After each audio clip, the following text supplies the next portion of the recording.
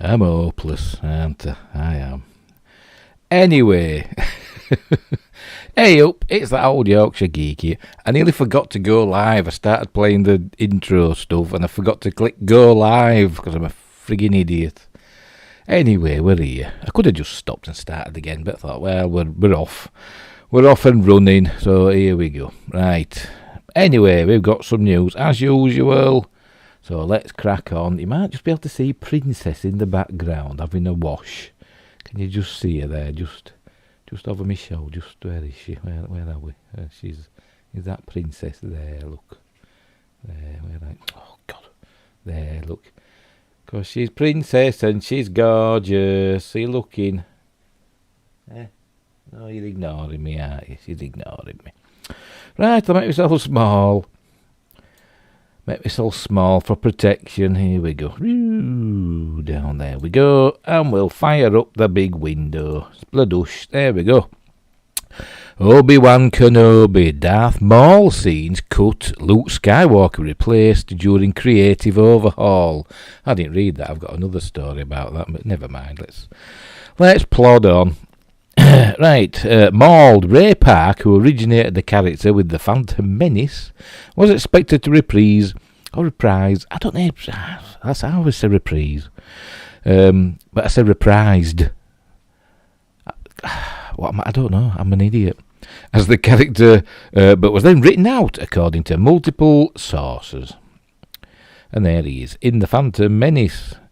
Right, Obi-Wan Kenobi. This is in the Hollywood Reporter, by the way, and as usual, all the links are in the description below. And don't forget to like, as it says up there. Don't forget to like and subscribe, and share the videos, and use the notification bell. Give it a click, and drop a comment. And if you want to join us live, I know you're not there now because I can see there's no viewers again. But if you want to drop a comment, please feel free to do so, and I'll probably get back to you. Probably, if you're asking a question. Or whatever. Anyway, Obi-Wan Kenobi will include plenty of familiar faces when it debuts May the 25th. But one Star Wars fan favourite will be noticeably absent. Darth Maul, a chief antagonist of Ewan McGregor's Obi-Wan Kenobi, who first appeared in Star Wars Episode 1 The Phantom Menace, is not expected to appear in the series, but sources tell the Hollywood Reporter not only... how long we've been going? What? How long we've been going? 3 minutes and I'm burping already. Because it's Diet Coke, you see. Diet Coke is even worse than Pepsi Max for making me burp. More gassy. Unbelievable. But sources tell the Hollywood Reporter not only was the Sith Lord initially slated to return to the live-action Disney Plus series as a key villain, actor Ray Park was in active prep to reprise Maul. Reprise. What should I say? Drop it in the comments below. Should I say reprise or should I say reprise? Does it matter? That, however, was before those scenes were scrapped amid a creative overhaul that ultimately saw other antagonists, including Darth Vader, added to the show. Hossein Amini was the original writer who worked with director Deborah Chow on the 6-episode series, and while it was reported that pre-production paused in early 2020 because Lucasfilm was unhappy with the scripts, the reasoning behind the pause was a little more layered. According to sources, Chow showed the scripts to Star Wars stewards Dave Filoni and Jon Favreau, who were coming off the success of The Mandalorian, freshly launched in November 2019 and deep into work on Season 2. Sources note that Filoni and Favreau were concerned about... sorry, I'm just checking something over there. We're concerned about Obi-Wan covering similar ground as Mandalorian, the lone wolf and cub-like story of Kenobi coming out of hiding to protect a child-aged Luke Skywalker. Yeah, but that was the story, wasn't it? That was what happened. That was set in stone years before The Mandalorian came along. Anyway, Maul was one of the villains who would participate in the hunt for the pair. Vader was nowhere to be found in this faraway galaxy at this stage, according to those with knowledge of the project. Also, Filoni and Favreau pushed Chow and the show to go bigger, according to several sources. In any case, those concerns made their way to Lucasfilm head Kathleen Kennedy, who pressed the pause button. Joby Harold was eventually hired as the show's new writer. It is unclear how far along in the process things initially unravelled. A boy was chosen to play young Skywalker. But no scenes with him were shot. As far as Park's Mall goes, the picture is more cloudy. One source says Park was on set for pre-production and was also involved in stunt training. The source says footage of Park may have been shot, although another source says it could have been test footage. Whatever the case, Park was back as Maul, or so he believed.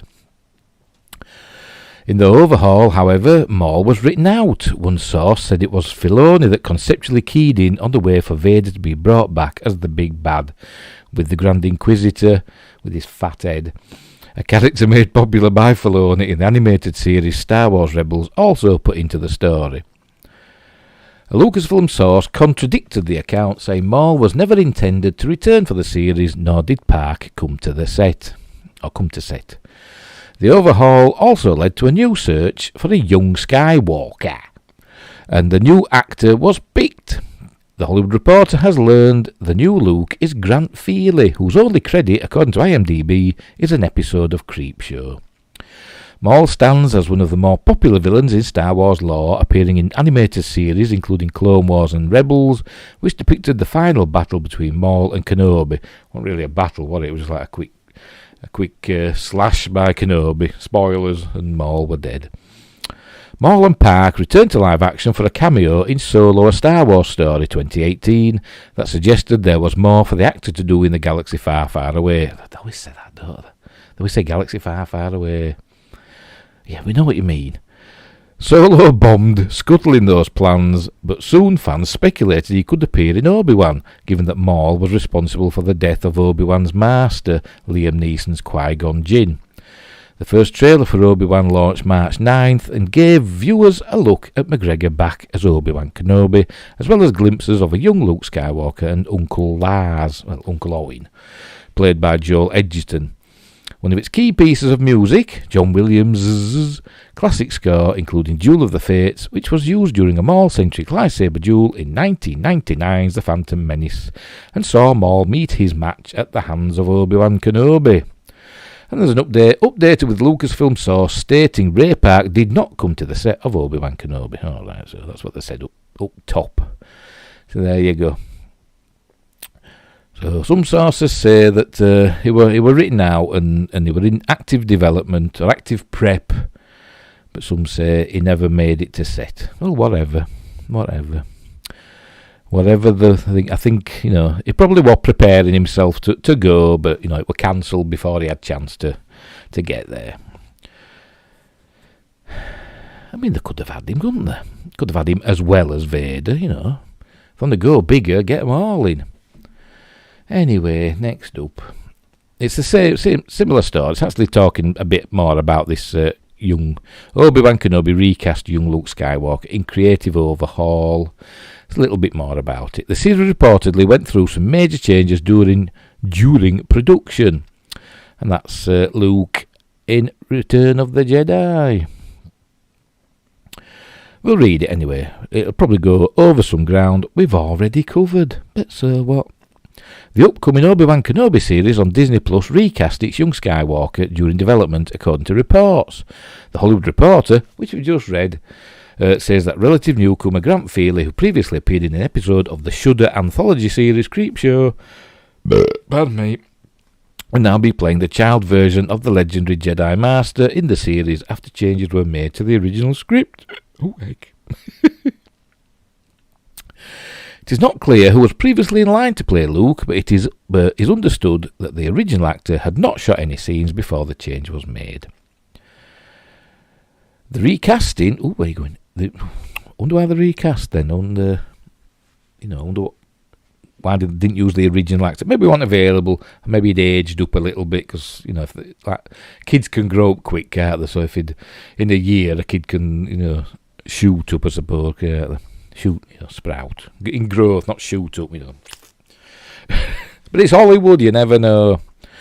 The recasting is one change among many in what the Hollywood Reporter described as a creative overhaul of the series that took place midway through development.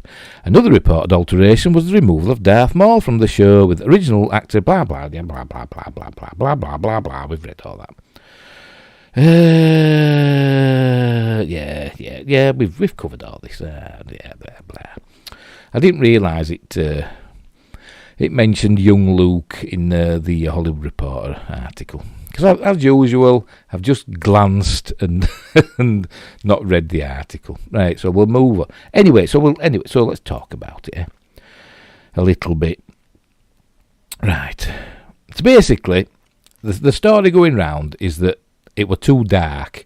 The original story for Obi-Wan Kenobi were too, according to Kathleen Kennedy, it were too dark, and they wanted it to be a bit more hopeful and light. But it's supposed to be dark, isn't it? It's the Obi-Wan's just seen Order 66, the Empire's taken over. So, it is bound to be dark, isn't it? I mean, it don't have to be, grim and morose all the time, but it can still be a darker story. And as I said, why get rid of Maul, in favour of Vader? Why not have both? You could have them crossing paths at some point, because we don't know if they never did. So anyway, they'll only do what they want to do. Anyway, we've only May 25th. We haven't got long now, have we? 10 days, because it's the Ides of March, innit? Et tu, Brute, and all that. So only 10 days until Obi-Wan Kenobi airs, and then we can see what it's like. Hopefully it'll be okay, but, we all hoped Boba Fett were going to be okay, but it won't, was it? Anyway, Star Trek, here we go. Won't be that old Yorkshire Geek News show without some Star Trek, would it? Right, Star Trek Resurgence trailer, plot, release date, and news to know. The announcement of Star Trek Resurgence came out of the blue as the first project from former Telltale developers at Dramatic Labs, and there's the logo. Although the early and mid-2000s were filled with game titles related to the Star Trek franchise, recent years have seen notable efforts become less frequent. The arrival of Star Trek Bridge Crew on VR platforms was a fun but unfortunately deeply shallow. Deeply shallow. Is that, well, that is technically, that is a perfect oxymoron, isn't it? A deeply shallow distraction. However, the upcoming release of Star Trek Resurgence could well turn out to be a watershed moment for fans, promising an experience that will allow users to engage with key elements from the franchise's universe. It offers a variety of instantly recognisable details from the myriad television series and movies. Even though it will not be directly tied into any story content we have seen in other forms, be it television, movies, or the newer comic books, there are a litany of promises that Resurgence will do a lot in the way of fan service, from well-known characters from the series canon to instantly recognisable technology and institutions. The game is undoubtedly something fans will be waiting for with bated breath. Here's everything to know about the upcoming Star Trek adventure game. And here's the trailer. Shall we have a look at the trailer? Let's see. How long does it go on for? It's not the long one, is it? No, it's only a minute, so we'll watch it. I enlisted because I didn't want to wait years just to get out and see the galaxy. I wanted to go somewhere, see new worlds, look up at a sky no one's ever seen before. It's been a dream of mine since before I can remember.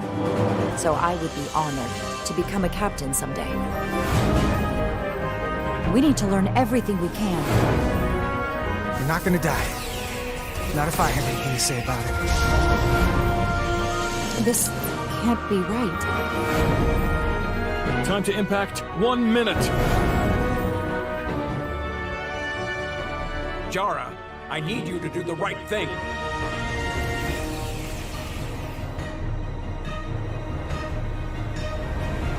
The fate of the negotiations, the interests of the Federation, and the prospect for peace may very well depend on it.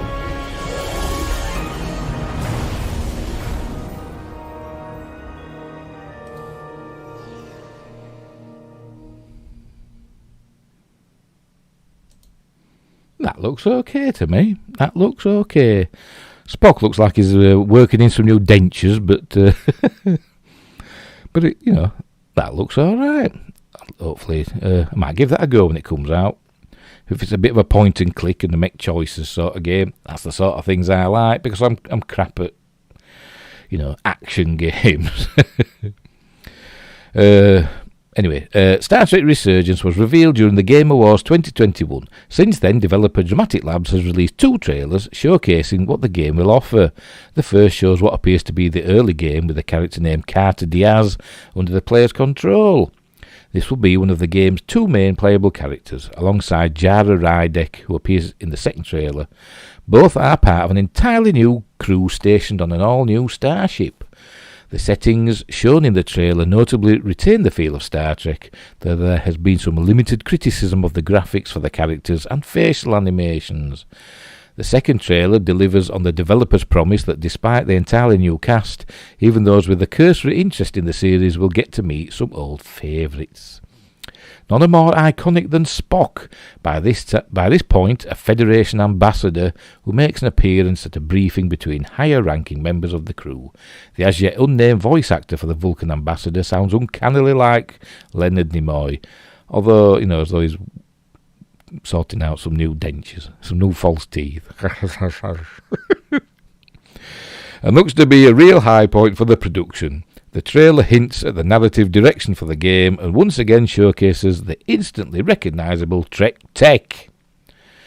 What is Star Trek Resurgence about?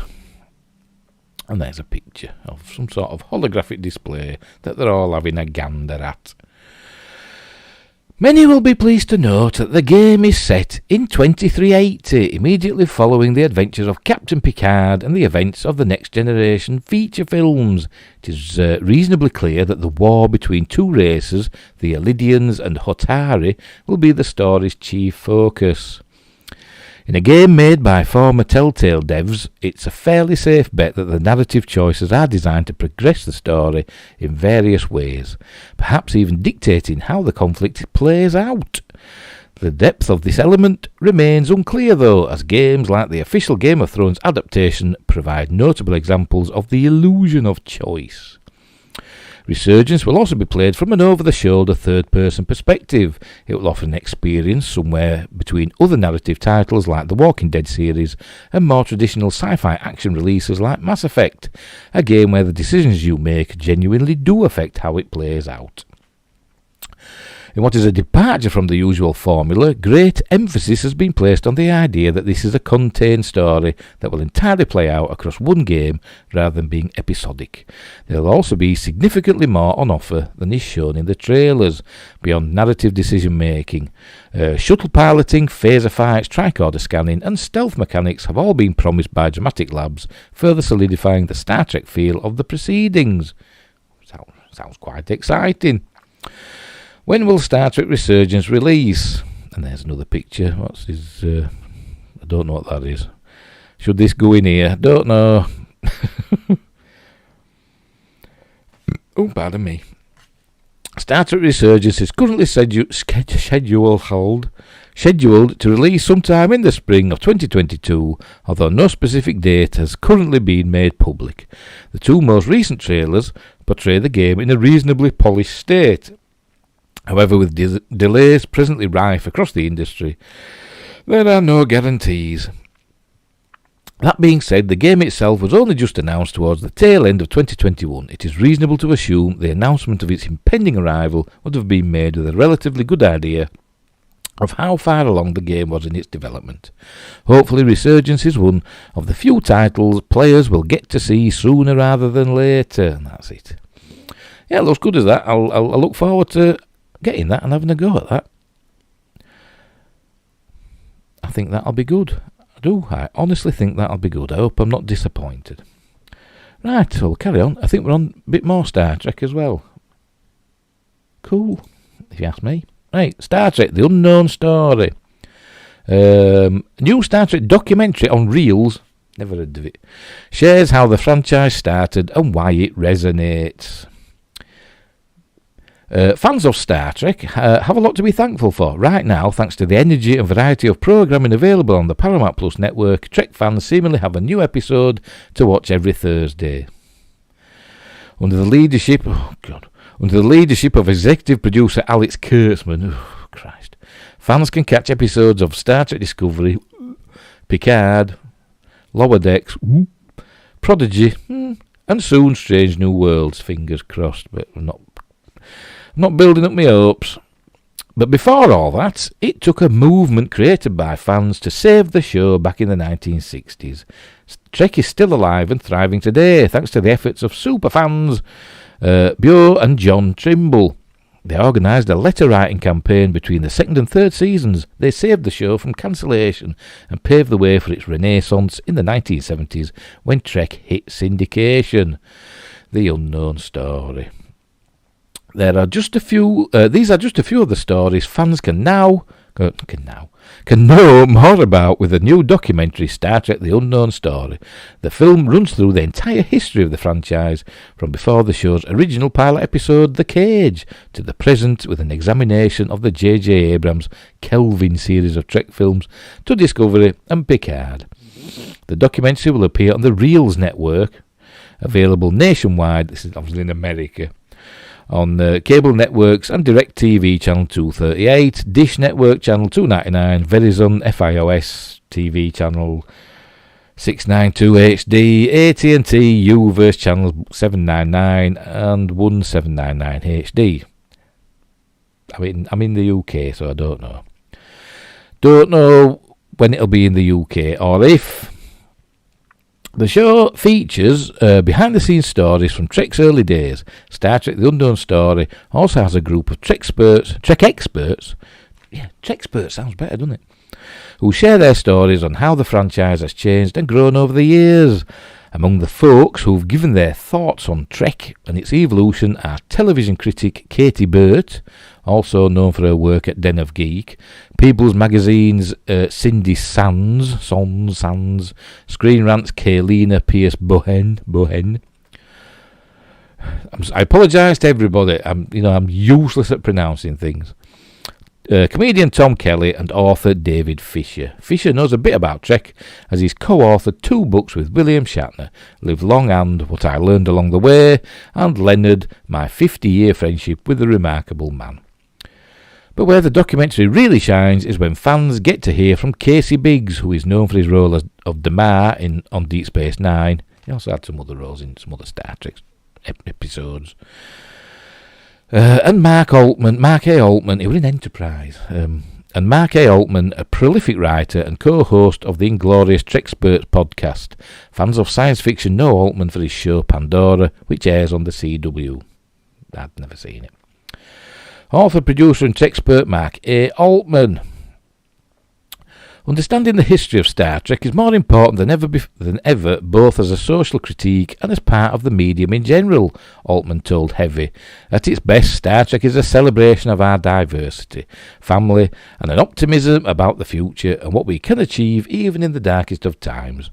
Those involved in its creation were all World War II veterans who saw the worst of humanity, and the show was born in the crucible of the 1960s, marked by the assassination of John F. Kennedy and later Martin Luther King and Robert F. Kennedy, the Cold War, the Cuban Missile Crisis and Vietnam, among others, Altman said. And yet its message was a hopeful one, that humankind would survive and go to the stars and flourish. You also remember that, along with all them horrible things that were happening, there was the Apollo program going on, weren't they? They were sending men to the moon. So, that were cool. It was a vital message at the time and continues to be so now. Which is why understanding the genesis of the original series and the universal stories it told are far more important than dwelling on styrofoam rocks and the occasional silly episode or performance. Like Vina, Gene Roddenberry, Bob Justman, and Gene Kuhn had no map for putting it together, Altman said, referring to Vina in The Cage and obviously the Menagerie. They found Vina in the wreckage of a starship. The Telosians found her, and she was all in pieces, but she was still alive somehow, and they say they put her back together, but they'd never seen a human before, so they didn't know, they didn't have a map to go by, so they put her together. All a bit higgledy-piggledy. Thought it'd been, pretty obvious where stuff goes. Anyway. They were visionaries on the final frontier who conceived of the show from scratch and creating a pop culture icon that endures 50 years later, whose message is more potent than ever, sadly, even now, where we deal with many of the same issues of xenophobia, racism and war that the original Star Trek spoke to 5 decades ago. Some of the most exciting parts of the documentary involve Roddenberry's struggle to get his vision onto television and how so many important casting decisions were made when someone left or refused a role. Examples of this were when Shatner came onto the show when Jeffrey Hunter declined to return as Captain Pike. The same was true for the casting of Mr. Spock. Space 1999. I don't know what that's from. It's a YouTube thing, so if you want to go watch it, I won't press play because I don't know what it's from. If you want to go watch it, obviously follow the link in the description below. Let's have another drink before we continue. And I'm sure I'll burp again. According to the documentary, actor Martin Landau turned down the role, which was made iconic by Leonard Nimoy. Interestingly, Landau would join the show Space 1999. Well, yeah, in the 70s, not when Star Trek started, it was like 10 years later. Which some said was the British Star Trek. Fans might speculate if Star Trek would have lasted if Hunter and Landau starred instead of Shatner and Nimoy. What might be the best part of the programme is the archival footage and interviews from the stars who died, but helped propel Trek into the public consciousness.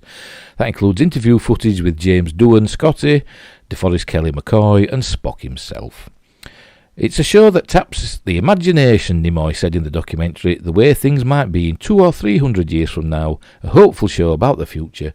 We sure need some of that, don't we? And there we go. Yeah, hope that'll get shown over here. Obviously, it just tells us where it's available in America, in the United States, on the Reels network, which we don't get over here. I don't think we get over here. Maybe it'll be on something like Amazon or Netflix or something like that. We'll see, won't we? We'll see. But that looks interesting. So give it a watch, and I hope you enjoy it. Oh, I told you I'd be burping. Right, next up, Twilight Zone. Do. The Twilight Zone's influence on modern science fiction. The Twilight Zone paved the way for modern sci-fi films and television shows. The Twilight Zone is one of the most famous television shows of all time, using an anthology format to tell terrifying tales. Creator and writer Rod Serling introduced each episode with a signature beginning that has become iconic over time. Serling himself is an individual with a massive impact on the science fiction genre, not only because of the Twilight Zone, but also for his work on Planet of the Apes and Night Gallery. Despite the iconic status of his other work, The Twilight Zone remains Serling's most influential project. The show had incredibly unique premises that often had a lesson or a moral for the audience, and also utilised the time and social milieu in which it aired to make excellent commentary on the political and world situations of the late 1950s and early 1960s. When looking at modern sci-fi films, it's clear that Rod Serling's work has had an immense influence on the genre. And also The Outer Limits. Don't forget The Outer Limits. I love The Outer Limits. I like The Outer Limits more than Twilight Zone, so bleh. But anyway, we will continue. The Twilight Zone has many iconic episodes that highlight the incredible influence it has had on modern sci-fi. For example, season 1 of the series featured an episode named The Hitchhiker, which saw a woman travelling alone across the country with a creepy and ominous atmosphere. The young woman kept encountering the same hitchhiker over and over again, even as she was driving for hundreds of miles. There was no explanation of how he got from place to place, and it was clear that there was something supernatural going on. Fans of the show will remember that this episode ended with a twist, as was often the case with The Twilight Zone. It was revealed the young traveller had actually died, and the hitchhiker telling her, "You're on the side of the angels," was his way of saying that she had died when her tyre blew out while driving. Spoilers. Modern sci-fi films and shows are often equipped with a twist just like this. In fact, it has become a cornerstone of the genre, although it must be said that not all science fiction projects made recently have a twist or reveal like this. Some of the most famous ones do. For example, M. Night Shyamalan is a director who often works in this genre and is known for his incredibly surprising twists. Well, he used to be, didn't he? In The Sixth Sense, spoilers may be coming up, in The Sixth Sense, which blends science fiction with thriller and horror elements, it's revealed that Bruce Willis's character has been dead the whole time. Spoilers.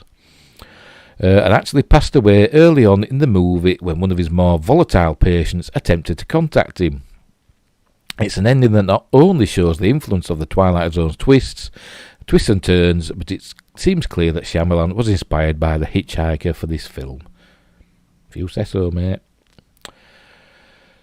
Season 1's 34th episode is another example of a famous and influential episode, and is often regarded as one of the best of the series. I haven't watched all of the Twilight Zone. I've seen obviously some episodes, but I haven't sat and watched it, episode after episode. So I've probably got a huge amount of gaps in my knowledge of the Twilight Zone. Season 1's 34th episode is another example of a famous and influential episode and is often regarded as one of the best of the series. A woman named Marcia visits a department store to find a gift for her mother and is taken to a mysteriously empty 9th floor. The only item there is the exact one she's looking for, and there's a strange tension with the woman working there. On this floor are mannequins, alive and moving, albeit subtly. Eventually, after trying to escape, it's revealed that Marcia herself is one of these mannequins, and that one of them leaves to join the real world every month. Marcia forgot that she was a mannequin, and was horrified to learn the truth. The ultimate lesson of this episode was that people are so disconnected from each other that one doesn't really know who they're passing on the street or looking at as they go about their days. It's something that hits even closer to home in the modern day with the emergence of technology and social media, and is a prime example of a lesson at the end of an episode of The Twilight Zone. There's a similar lesson in Jordan Peele's Us, where murderous doppelgangers were revealed to be the forgotten members of society that live below the ground. I didn't like it. Sorry, I didn't like it. Just as The Twilight Zone made it a point to highlight the lack of connection in modern society, Peele had a similar ending which seemed to be a metaphor for the uncared-for people in the world today. More broadly, sci-fi as a genre has always had lessons like this, even before The Twilight Zone, but this show helped to popularise and further this trend greatly, highlighting the influence it has had. This mannequin episode's general plot also seems to have influenced the hit British sci-fi series Doctor Who as well, itself an iconic show in its own right. Christopher Eccleston's first episode as the Doctor saw him battle mannequins, an idea which seems to be an homage to the Twilight Zone. Well, they were Autons, weren't they? I think they'd been around since classic Doctor Who in the 60s and 70s. I do believe. Anyway, one of the most famous modern Doctor Who villains are the Weeping Angels, which are like mannequins in that they move subtly and possess more power and life than the unsuspecting characters initially realise. Right, well, that one during Christopher Eccleston, though, that the Weeping Angels appeared during David Tennant's run as the Doctor. Anyway, the fact that The Twilight Zone inspired Doctor Who, such an influential show itself, demonstrates Rod Serling's series' immense impact on modern sci-fi, and that's that. So there we go. Yeah, as I said, I do like the episodes I've seen of The Twilight Zone. I do like, but I haven't sat and watched them. I haven't binged it. I've binged the Outer Limits. I love the Outer Limits. Maybe I should binge The Twilight Zone as well. Anyway, are science fiction stories set in 2022 more dystopian than real 2022? And there's a picture. That's Charlton Heston in Soylent Green. I don't know what that is. Maybe it'll say in this... Maybe it'll say in this little caption that you can't read because it's too small. How accurate... Sorry. How accurately do 2022 sci-fi stories... Blah, blah, blah. Oh, it don't say, does it?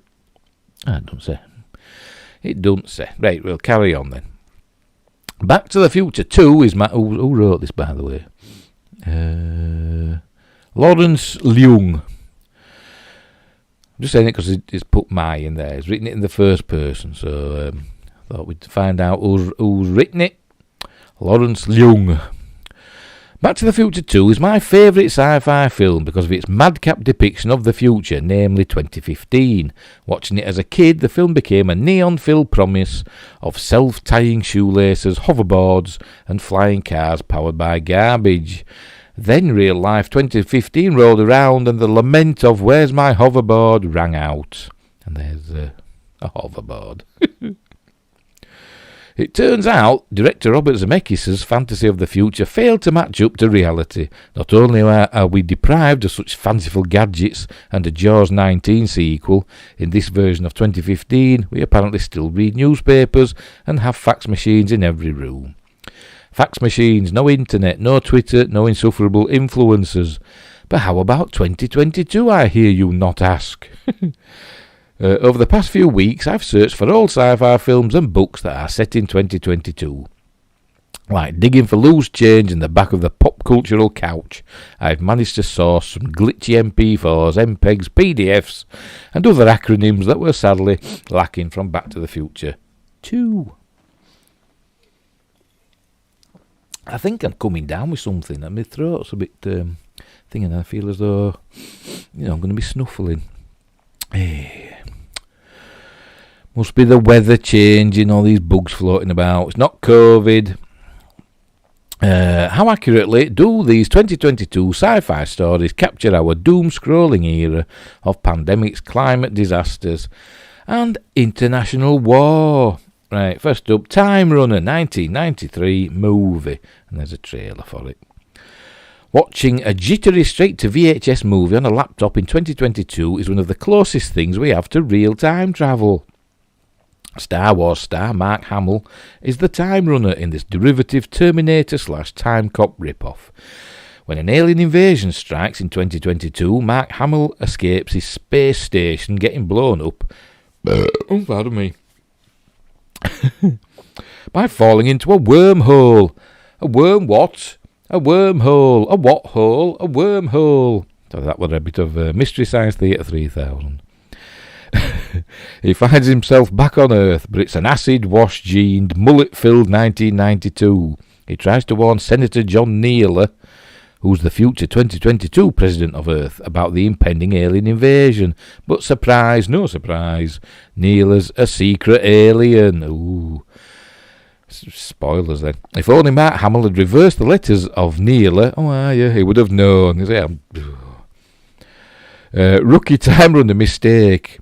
Well, if he didn't see it written down, he must have done though, mustn't he? Anyway, I saw it written down. It didn't twig with me. That's how thick I am.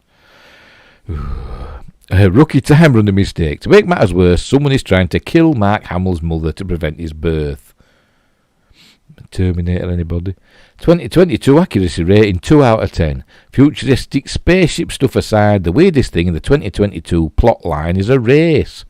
A race against time to unlock some Russian nuclear launch codes to stop the aliens. So in this reality, Russia may help prevent an invasion and war. The Secret, 2002, a novel by Eva Hoffman. The secret behind the secret, in The Secret, is that the main protagonist discovers that she is her mum's clone. Accuracy rating 10 out of 10 for the nightmare of every young woman realising you're basically your mother. I suspect he didn't read it. I've not read it either. And in the words of the constable in Salem's Lot, I don't know many others that have. Soylent Green 1973 movie. Unlike the above depictions, I think Soylent Green is eerily relevant to our times. It's also an unapologetically bleak film.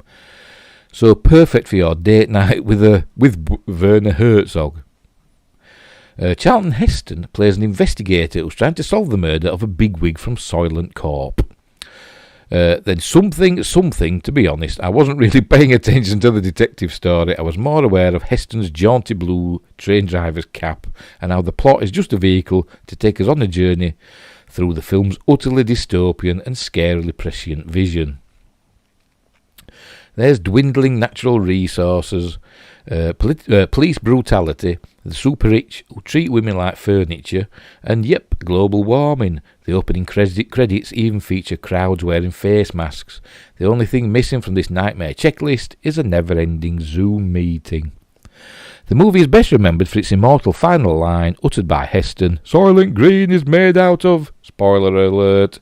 I don't want to give it away. Well, you won't bother about the other bloody films, will you?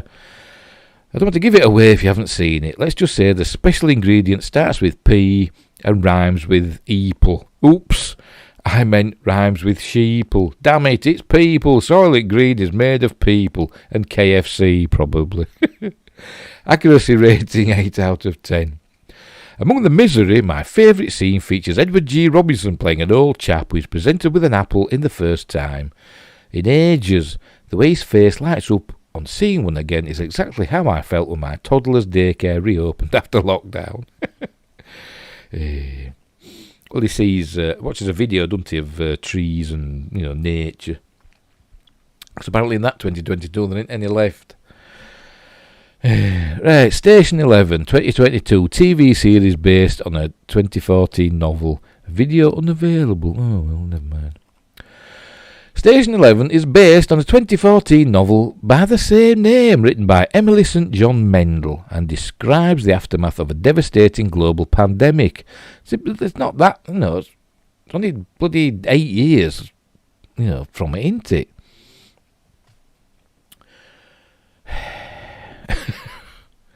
Anyway, when the novel was adapted into a TV series, the pandemic was set to kick off in the Christmas of, yes, you guessed it, 2020. Actress Mackenzie Davis, who plays the main character, is it Mackenzie Davis that were in The Innkeepers and another film about a shark, whose name I can't remember. I think it's her, anyway.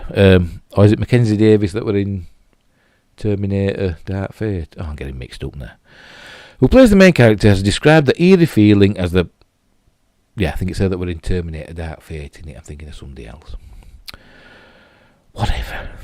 Don't listen to me.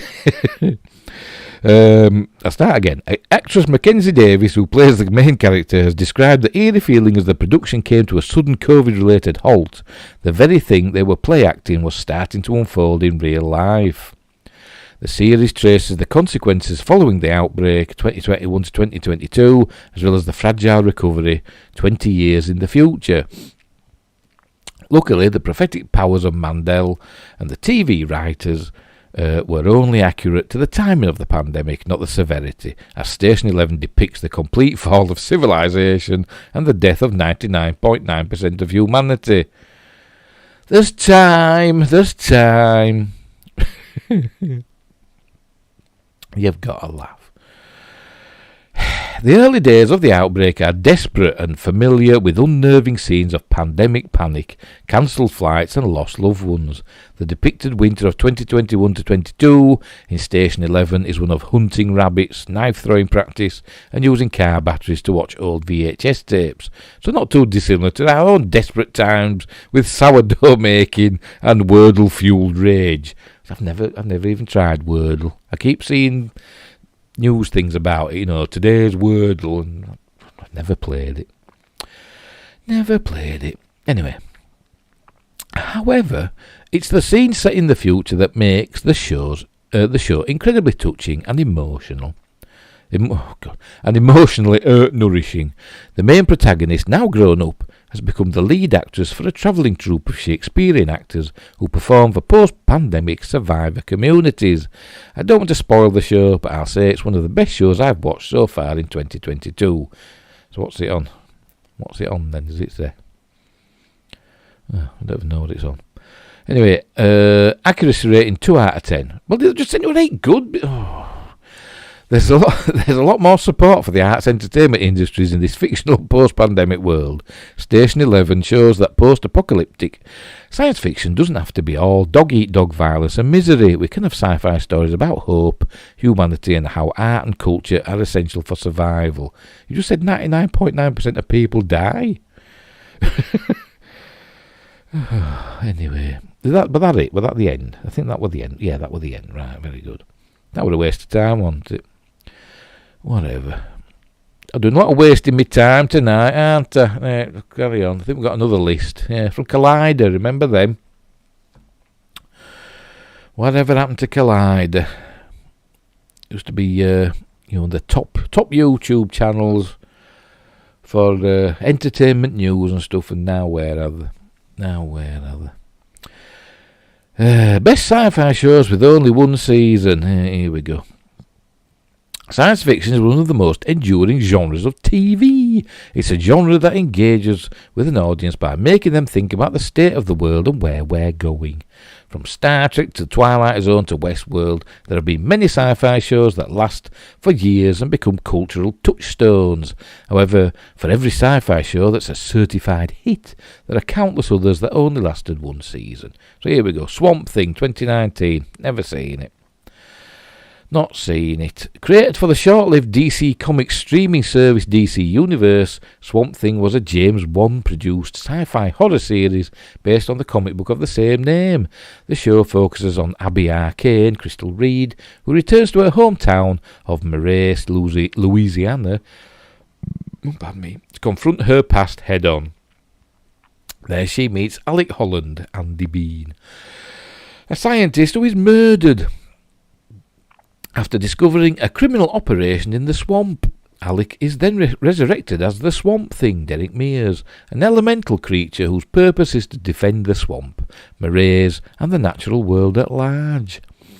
The show was exceptional, balancing science fiction and horror to create a world unlike any we've seen before.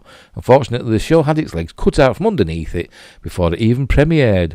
While in the final month of filming, the episode count was cut from 13 to 10 due to budget issues regarding tax credits. It was then announced that as an effect of the said issues, the show would be cancelled.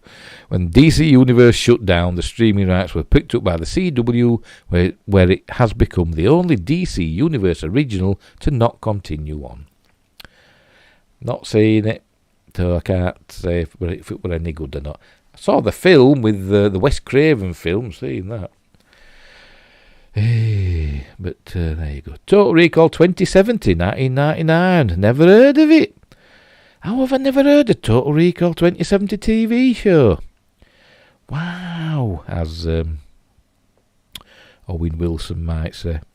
Total Recall 2070 is a show you've probably never heard of, but you're probably familiar with its source material, loosely based on the 1990 Arnold Schwarzenegger movie Total Recall, which itself is an adaptation of the Philip K. Dick short story We Can Remember It For You Wholesale. The show has more in common with the science fiction masterpiece Blade Runner, also based on the Philip K. Dick novel Do Androids Dream of Electric Sheep? The show followed Detective David Hume, who, after his partner is killed by self-aware androids, teams up with an android himself to look into a dangerous conspiracy involving 6 of the major corporations that run society. It's safe to say that the show was ahead of its time in many regards. It was mature, both in terms of its content and the handling of its themes about the prejudices we hold and what it means to be alive in the modern world. That sounds alright. It was probably too good and got cancelled. It was probably too clever. The suits didn't understand it. Happens a lot. Probably. Invasion, 2005-2006. Now, I saw this and I quite enjoyed this. It's an Invasion of the Body Snatchers thing. An adaptation of the iconic Invasion of the Body Snatchers, ABC's Invasion was an unfortunate victim of circumstance. The show was set in a small town in Florida where water-based aliens began taking over the residents after a hurricane. I talked about this a while ago. Obviously, you won't remember. There were some similar ones that came out at the same time. There was another one, I still can't remember its name, that had a similar, about aliens from under the sea, or creatures from under the sea. They came out about the same time and also just lasted for one season, or half a season.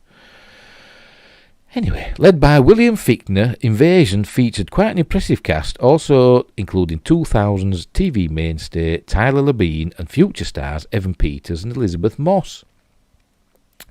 Originally conceived with a 5-season plan, the show featured a well-paced plot, plenty of mystery and twists to keep the audience engaged. Invasion was well received, earning mostly positive reviews and pretty good ratings, airing in the time slot after the mega hit show Lost. However, about a month before the show was set to premiere, Hurricane Katrina hit and caused unimaginable damage to the southeastern United States. The hurricane plot was quickly de-emphasised in the marketing for Invasion, and a content warning was added to the pilot episode. Whether it was the content itself or the show not meeting the extremely high expectations that came along with the post-Lost time slot, ABC made the decision to pull the plug on Invasion after only one season. I could remember that other series were called. I can't remember. Sure, it had a D in it. Sure, it started with D, like the D. Want the Deep or something along them lines, or did it start with S? Work your way along the keyboard. I don't know. Anyway, Perversions of Science, 1997. Another one I've not heard of. HBO's Perversions of Science was created to essentially be the sci-fi cousin of the horror anthology series Tales from the Crypt. Each episode told a standalone story centred around a sci-fi concept, such as time travel, usually based on a story from EC Comics, and featured well-known faces both in front of and behind the camera, including William Shatner, Walter Hill, Tobe Hooper, Jason Lee and Ron Perlman. Much like the iconic Crypt Keeper, each episode of Perversions of Science was introduced by a robot named Chrome, who would wrap up the themes of the episode with an innuendo-filled joke. Like every anthology series, some episodes of Perversions of Science are better than others, but all 10 episodes are worth a watch. The show captures a moment in TV history when hardcore genre television was a rarity and actually felt like edgy content, especially on HBO. Unfortunately, its many similarities to the more popular Tales from the Crypt are probably why it struggled to find an audience of its own. Yeah, well, I've never heard of it, so I don't know. Maybe it didn't show over here, in Blighty. Anyway, Threshold, 2005 to 2006.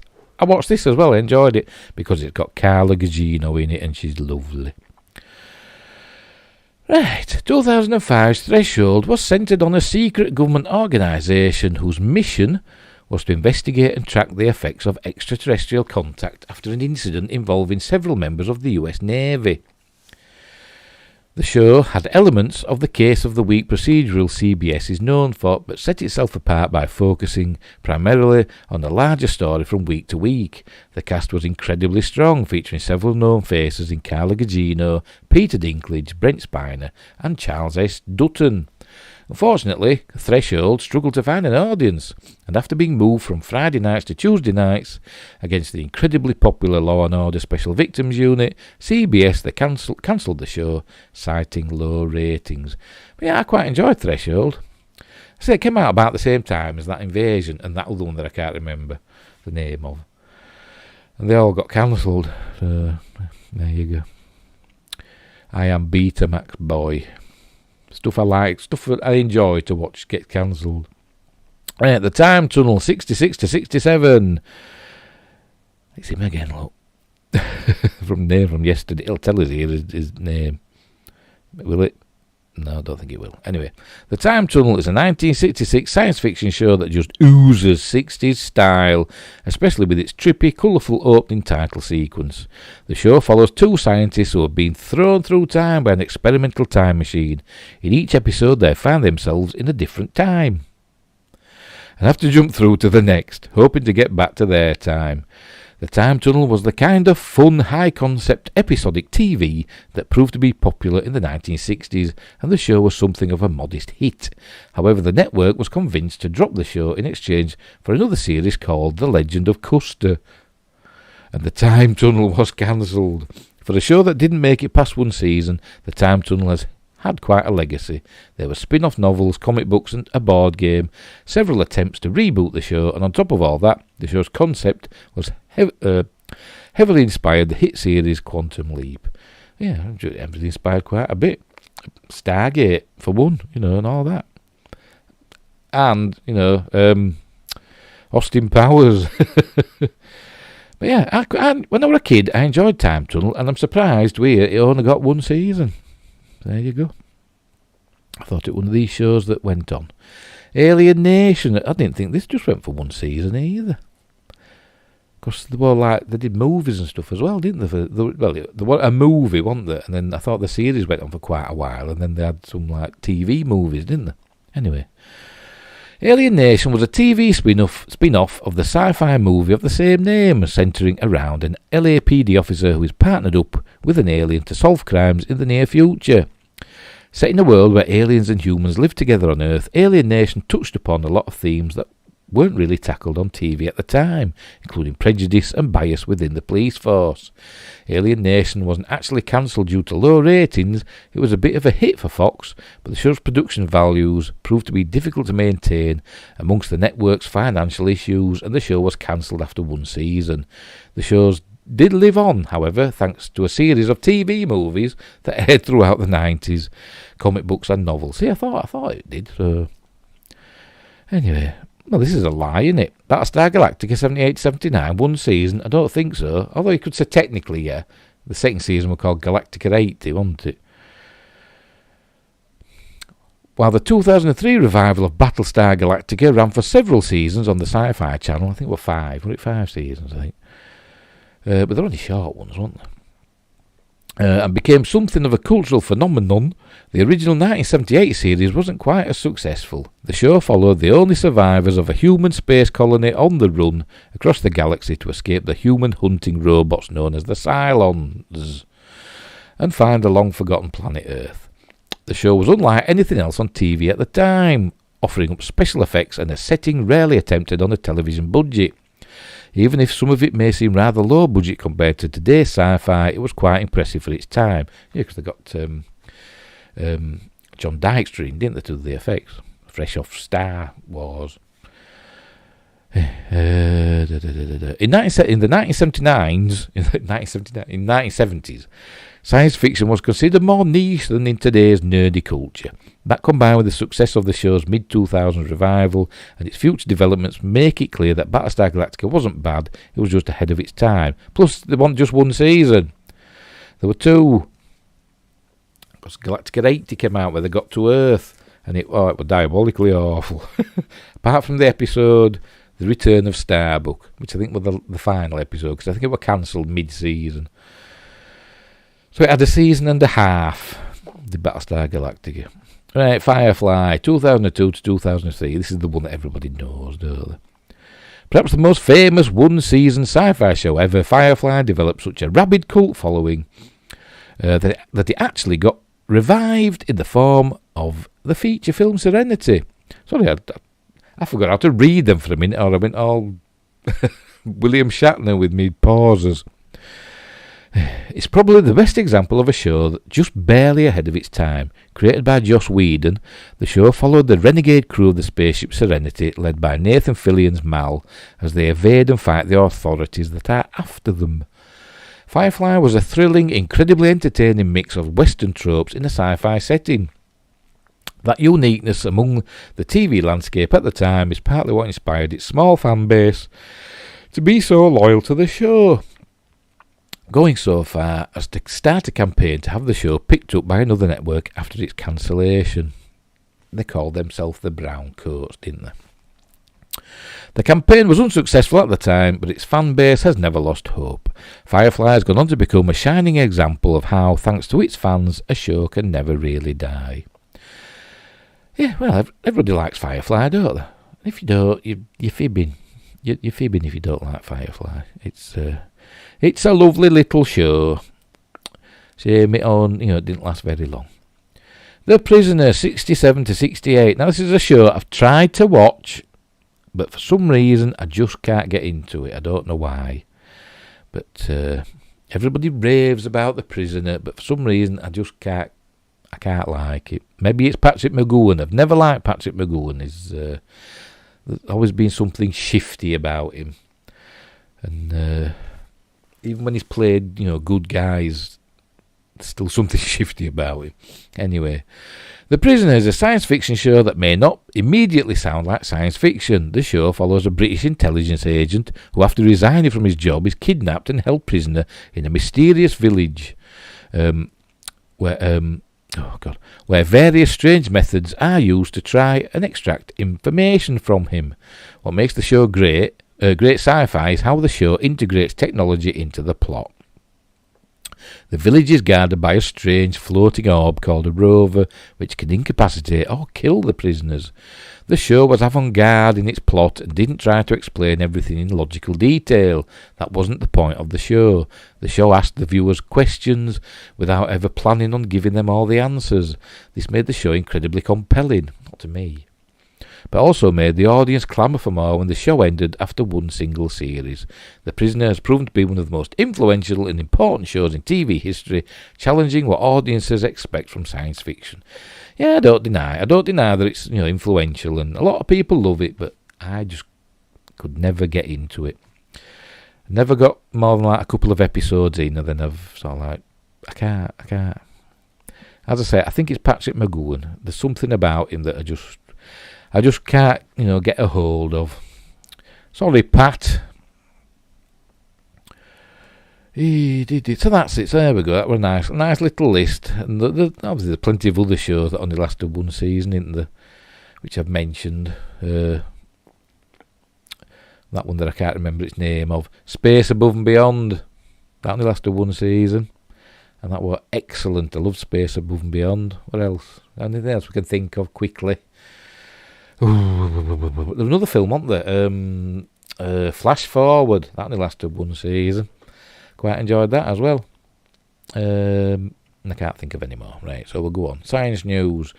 Asteroid discovered hours before Earth impact. Is my nose running? Told you, I think I'm coming down with something. Anyway, there's a picture, look. An astronomer discovered an asteroid approximately 2 hours before it struck Earth's atmosphere over the Arctic Ocean on March 11, 2022. Well, don't tell us that bloody story in caption of a picture. Asteroid impacts Earth's atmosphere just 2 hours after discovery.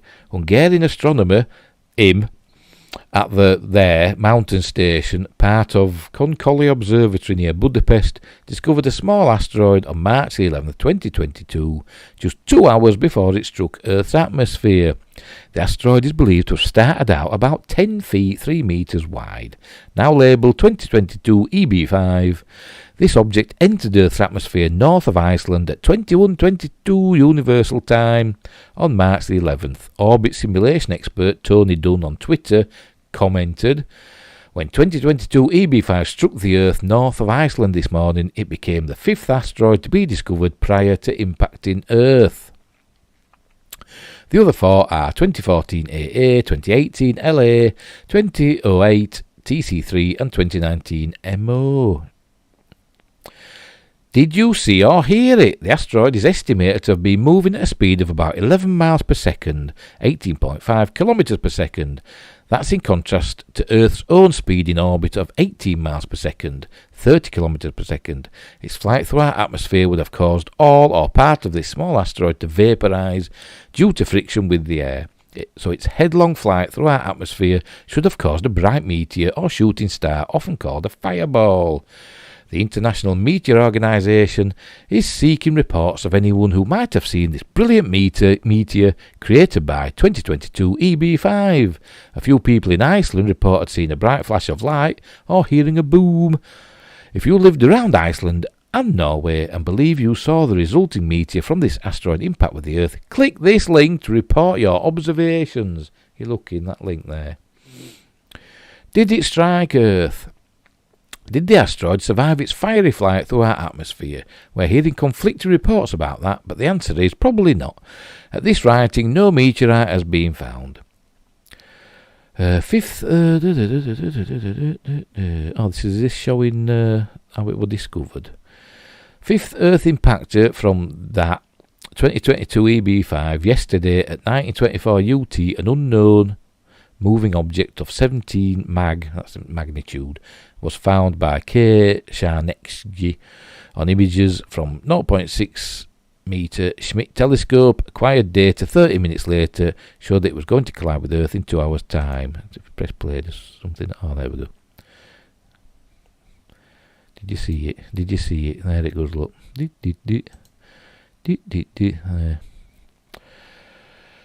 Impact. When 2022 EB5 struck the Earth north of Iceland this morning, it became the 5th asteroid to be discovered prior to impact. Let's have a look at that.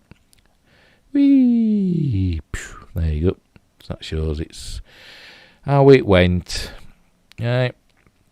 A few hours ago, this is still from Tony Dunn, the newly discovered asteroid 2022 EB5 collided with Earth near Iceland at a speed of 18.5 kilometres a second.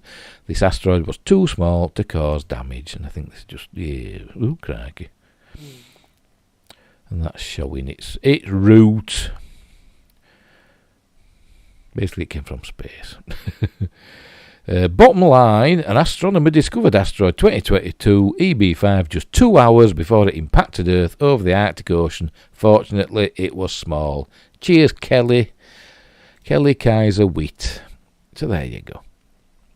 But it were only a little one, so we're alright. As long as it wasn't a big 2 mile across one, we're alright, aren't we? Right, and that's it. That's all the news for today. I haven't got any on this days today. I had a look, but I couldn't find anything interesting.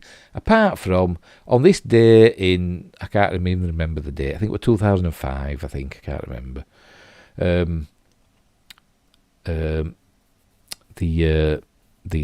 they call them? Dwarf planet known as Sedna was discovered. It's the furthest known object in the solar system. That were on this day in, I think it was 2005. I don't know.